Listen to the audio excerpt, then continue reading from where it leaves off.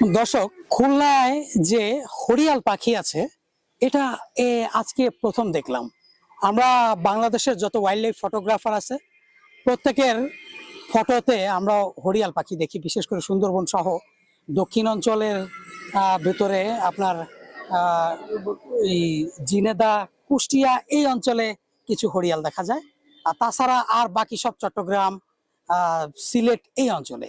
কিন্তু আমাদের খুলনা জেলার, আমরা একেবারে খুলনার শেষ সীমান্তবর্তী এলাকা, এটাকে বলা হচ্ছে গিয়ে, অর্থাৎ খুলনা জেলার এই সাইডের শেষ উপজেলা হচ্ছে গিয়ে আপনার ইসের দিগলিয়ার গাজীরহাট ইউনিয়ন।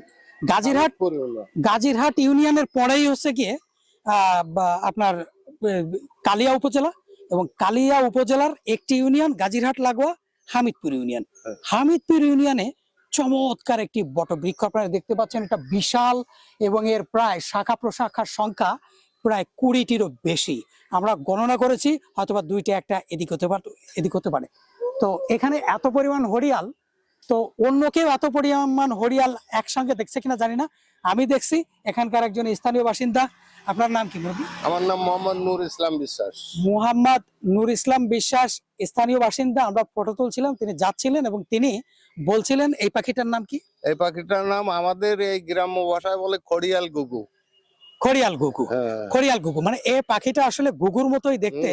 এটার আপনার নাম হচ্ছে কি হরিয়াল থেকে, এটা তারা আঞ্চলিকভাবে বলে থাকে খড়িয়াল।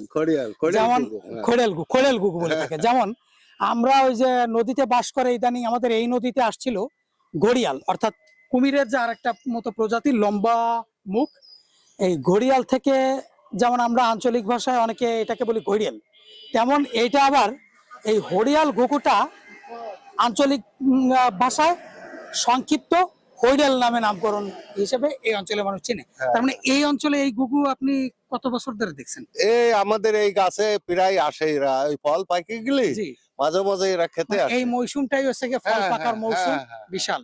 তাহলে এই মৌসুমটাই খেতে আসে। কত বছর ধরে আপনি দেখেন এই পাখি? আমি এই 4-5 বছর ধরে খেয়াল করতেছি। এর আগেও পাখি পড়ে কিন্তু খেয়াল করি নাই, কিন্তু এই 4-5 বছর আমি এই খড়েল গুগুর খেয়াল করতেছি যে এরা আসে, ঝাঁকে ঝাঁকে আসে, এরা ফল খায় আবার চলে যায়।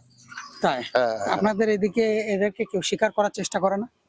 না, আপাতত সেরকম কেউ শিকার করার চেষ্টা করে না। আগে করতো, এখন ওই যে আইন হওয়াতে এখন আর ইয়ার গান টান ওইগুলো এখন আর অন্য কোনো পাখি শিকারের চেষ্টা কেউ করে না, তাই না? সেরকম দেখা যায় না আপাতত। আচ্ছা, আর আপনার কাছে